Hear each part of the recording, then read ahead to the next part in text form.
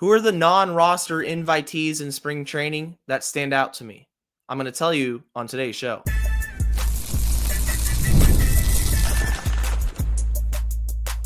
You are Locked On Marlins, your daily podcast on the Miami Marlins. Part of the Locked On Podcast Network, your team every day. Welcome into Locked On Marlins. I'm your host, Jeremiah Geiger. You can find me at Jeremiah Geiger2 over on X. And thank you for making Locked On Marlins your first listen of the day, part of the Locked On Podcast Network, your team every day. Make sure you subscribe to the YouTube channel. Let me know your thoughts in the comment section. On today's show, I'm going to be talking about the non-roster invitees who are in big league camp for the Marlins, players who are trying to make the roster, the opening day roster, and prospects who are getting that valuable experience during their time in spring training. But I want to remind you that today's episode is brought to you by FanDuel. Right now, new FanDuel customers can get $150 in bonus bets if your first $5 bet wins. Download the app or head to FanDuel.com to get started. The non-roster invitee list for the Marlins is up to 27, 15 pitchers, 12 hitters, and they have some pieces. But if I had to bet on one non-roster invitee making the big league roster right now, coming out of camp, it's going to be Ronny Simon. Ronny Simon, to me, feels like the replacement, the natural replacement to Vidal Brujan. Vidal Brujan got a ton of playing time here in Miami, and it went really rough. He was terrible, absolutely awful. The Marlins quickly part ways. They DFA him. They managed to pull a trade off with the Chicago Cubs for Matt Mervis. Brujan goes to Chicago. But the Brujan era is done. The John Birdie era, which lasted multiple years of that utility type player who can play all over the diamond, that's been gone. So heading into 2025, who is that player that takes that role, that can play multiple positions, give you quality at-bats? I think there's a case to be had for Ronny Simon. 24 years old, comes over from the Tampa Bay Rays organization, and I've actually watched him play in person in Durham, the Durham Bulls, AAA team for the Rays, and he was playing left field when I watched him live, but he could play second base, he plays third base, and he's productive. Standing just 5'8", 150 pounds. He's not the biggest guy in the world at all, but 283 average, 10 homers, 56 ribbies, stole 20 bags.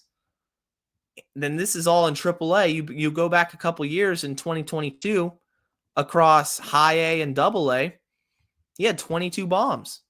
So he packs some punch. Ronny Simon offers a lot of power for a player his size, and it feels like offensively, of course we don't know because he hasn't made his major league debut, but you look at the power, you look at the speed, 20 stolen bags last season. I feel like Ronny Simon is a guy who can certainly do better than Brujan did last season. And looking at the Marlins roster, a lot of defensive limitations. When you look at first base, Jonah Bride, Matt Mervis, they're not moving from first. Otto Lopez is established at second base heading into the new season. Third base, Connor Norby, shortstop, Xavier Edwards. But you need depth. You need organizational depth. And Ronny Simon feels like a guy who can come in and give you that depth. He can be that outfielder in a pinch. He can back up Lopez at second. He can play a little bit of third. I feel like Simon is perfectly suited for that role. And if he has a good spring training, I think he makes the roster. So Ronny Simon, just looking at the list of NRIs, is the first guy that I think you see in a Marlins uniform. There are prospects from this non-roster invite list who are also going to be getting some really valuable experience. You look at a Joe Mack. I talked about him in a previous episode. Joe Mack is a guy who had an outstanding year at Double-A. This is his first season in big league spring training? How does he handle major league pitching? How does Robbie Snelling handle his first spring training invite? Snelling, who is expected to be a part of the Marlins rotation at some point this season, getting that experience against big league pitchers, seeing how he does against proven, established competition. How does that velocity look? Is it low 90s? Can he ramp it up to mid 90s consistently? That's going to be really interesting to watch for. Another player who fell out of favor with the fan base a lot is Jacob Berry, former first-round pick, 6th overall pick. He's getting another crack at spring training for the Marlins. He heated up in the second half. He did some good things, played his way into AAA. And I think it's imperative for him to show signs of development this spring in the Grapefruit League. Get some good at-bats together. How does he look defensively? Is he making any strides defensively, or is he hitting out of the designated hitter role? So Jacob Berry, Joe Mack, Robbie Snelling, they have potential to make an impact in spring training. Not necessarily make the roster, but there's a lot to prove, especially with Jacob Berry. Now, when it comes to Ronny Simon, that's the position player I think definitely has a good shot of making the major league roster. Knowing how the Marlins work, knowing how they want to operate this team, they like that defensive versatility. Everybody likes that versatility. Simon's the only player I really feel like brings it on an everyday basis. The player I'm going to talk about next, he's hit everywhere throughout the minor leagues, and yet he still hasn't gotten a shot. I said this last year. I thought that he should have been on the major league roster in opening day. That player is Troy Johnston. Troy Johnston most definitely deserves an opportunity to play in the major leagues. I'm going to tell you all about him right after this. In sports, having a winning strategy is everything. It's how the best teams make it to the Super Bowl, the World Series, and the Olympics. The same goes for life. Having a strategy like life insurance from SelectQuote can protect your financial legacy and keep your family's future secure. SelectQuote makes it easy to find the perfect life insurance policy. As one of America's leading insurance brokers with nearly 40 years of experience, they've helped over 2 million customers find $700 billion in coverage since 1985. What sets SelectQuote apart is their personal touch. Unlike other brokers that offer one-size-fits-all policies, their licensed agents tailor coverage to fit your unique needs. If you're in good health, you might even qualify for same-day coverage of up to $5 million. No medical exam required. And it's more affordable than you think. You can get up to $1 million in coverage for as little as $20 a month. Get the right life insurance for you for less at selectquote.com/lockedon. Go to selectquote.com/lockedon today to get started. That's selectquote.com/lockedon. They shop, you save. If you're an everyday listener to the podcast, thank you for being a part of the Locked On Marlins crew. I really appreciate you guys and all the activity in the comment section, letting me know your thoughts and getting to discuss Marlins baseball with you every step of the way. Every weekday, we'll be right here on Locked On Marlins during the season. It's going to be a fun season, guys. And if you're a first-time listener, thank you again for hopping in, checking us out. If you like daily Marlins content, it's going to be right here every single day. We'll be right here talking baseball. Cannot wait for the season to start. Cannot wait for the Grapefruit League games to start, which is just about a week away. Baseball is totally back. It's in full swing. As soon as those games start, it's ready to rock and roll.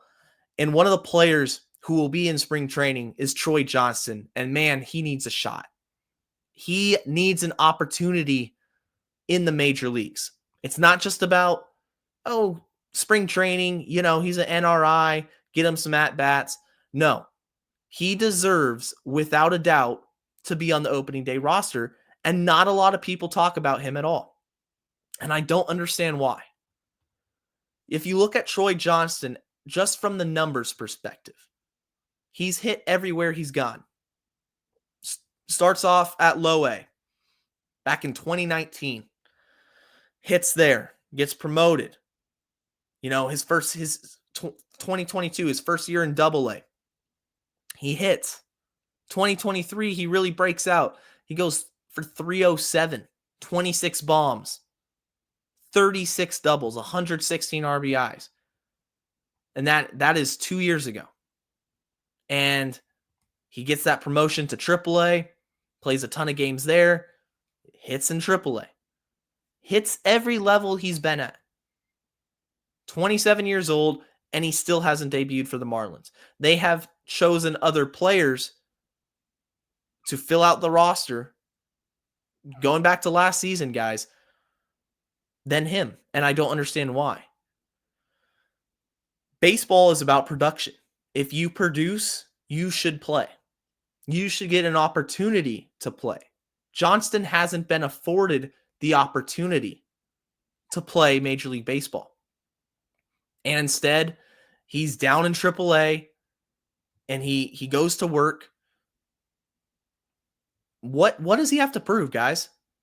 Like, I don't understand it.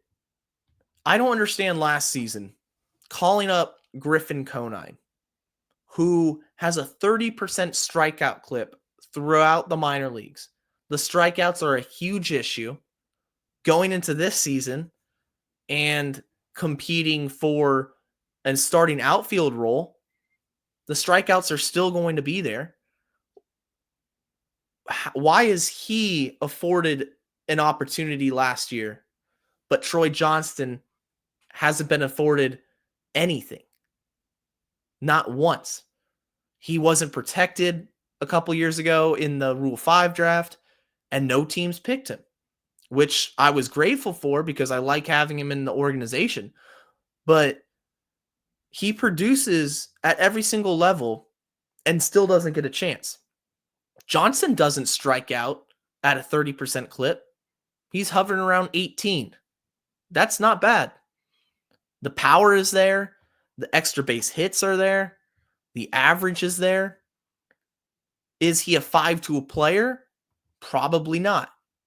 But you don't have to be a 5-tool player to achieve success. You don't have to be flashy to carve out a career in the major leagues. Again, it's all about production. When Troy Johnston doesn't make the major league roster last season, I couldn't believe it because I didn't understand why. And then you go through an entire season, and yes, he battled injury, but he didn't get a call. There was nothing. There was no rumor of anything of him getting called up. And now we head into another spring training. And once again, he's not on the 40-man, so he's a non-roster invite. And I just don't see anybody in Marlins media talking about Johnston as having a realistic shot at earning a spot on the opening day roster, on the 26-man roster. If you're not going to give him an opportunity, but you're going to give a player like Vidal Brujan last year, I mean, we saw some real bad players coming and going from Miami last season.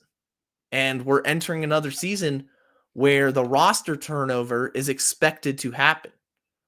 I expect there a lot of players to be up and down and turnover on the roster. Johnston should get a shot. There's no other way to put it. Conine strikes out so much, has power. Johnston has power too. Johnston has just as good a hit tool, arguably, in terms of production with batting average than Conine has shown. So where is the disconnect with the Marlins front office and giving this dude a shot? I've talked to Troy Johnston before on my former podcast. the Marlins 9 podcast. Troy came onto the show. He talked. We went through his baseball journey.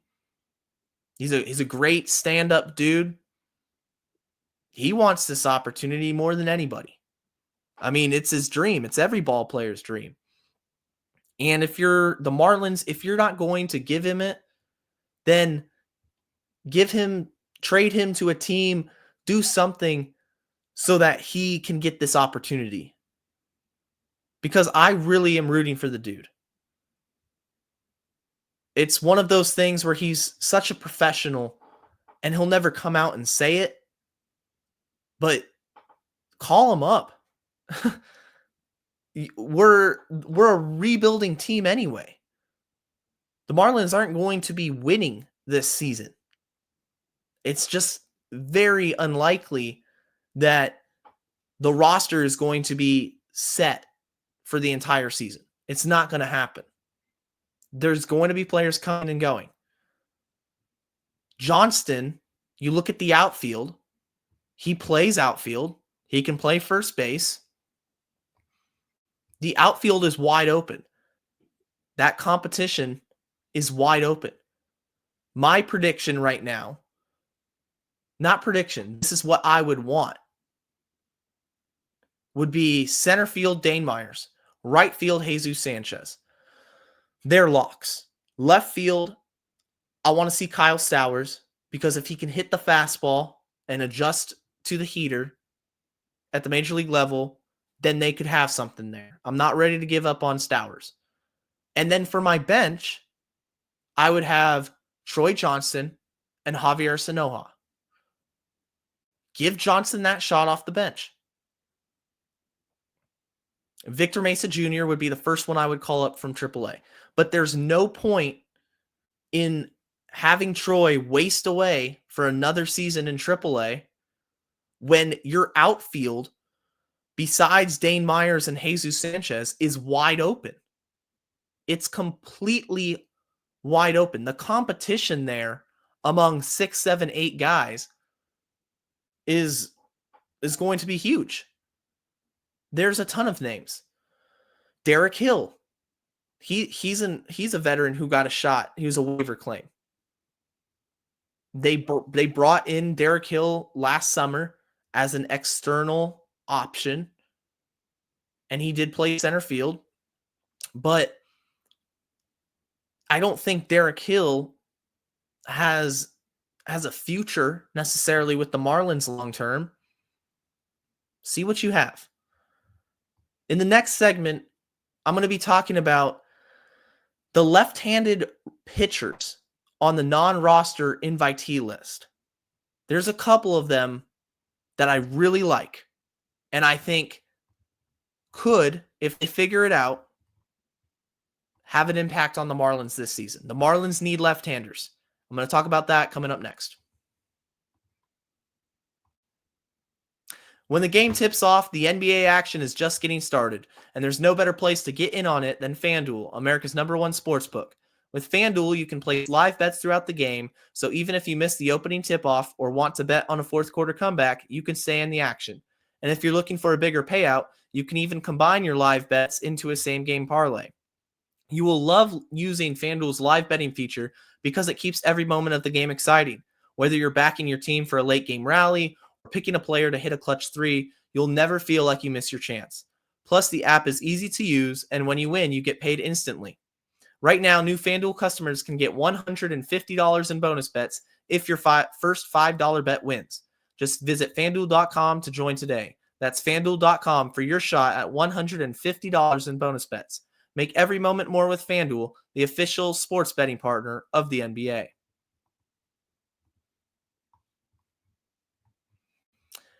Thank you guys for making Locked On Marlins your first listen of the day. Take us everywhere you go, to the gym.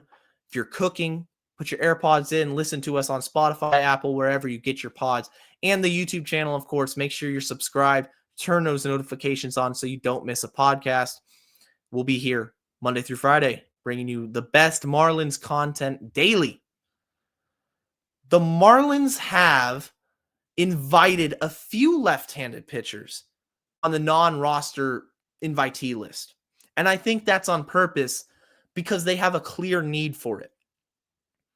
You go back to last season, AJ Puck and Tanner Scott were absolute dogs on the mound for the Marlins. Two of the best left-handed relief pitchers in baseball. They're gone now. Andrew Nardi is having back discomfort. The details are vague about the timetable of when he's ready to go and see game action. But it's a possibility that Andrew Nardi doesn't start the year ready to go. That he might be on the injured list. We don't know right now. But his progression is slowed down. Clayton McCullough briefly touched on it. It's just there's some discomfort. He's working through it.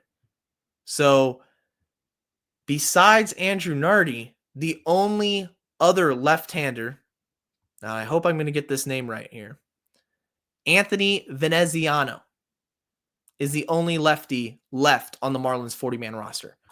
And so it's pretty clear and obvious when you look at the departures from last season and you look at the state of the Marlins bullpen, and it's very right-handed favored. It's very right-handed heavy. You look at the lefties they're bringing in, I'm counting 6. 1, 2, 3, 4. There's a lot of left-handers, and 2 of them really stand out to me. Dale Stanavich and Justin King, both of whom have crazy strikeout numbers.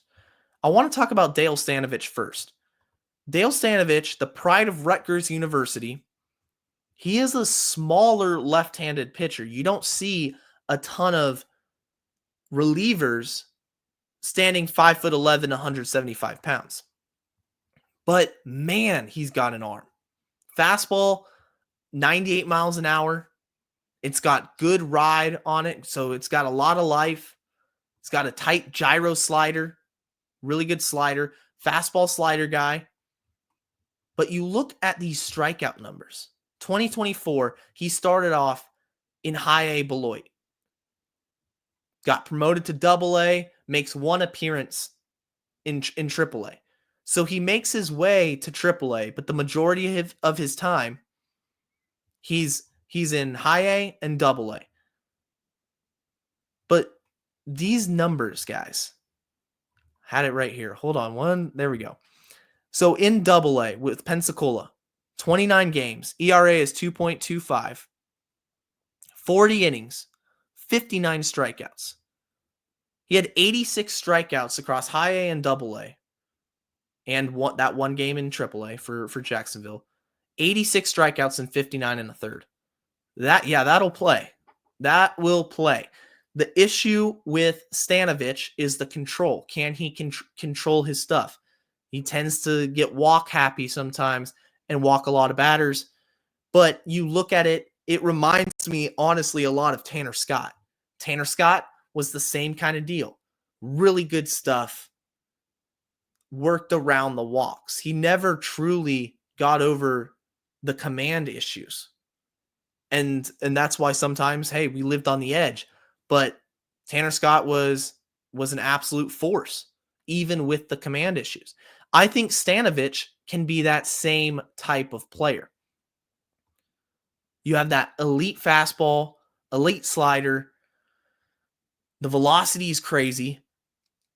And it's so against the prototypical norm for a relief pitcher at his height and his size, but it doesn't matter. The Marlins need left-handers. Stanavich, again, essentially coming up from double A because he only pitched that one game in triple A. Could he possibly make the jump from double A to the majors? I think at some point in this season, you're going to see him. And I think he can be a real weapon.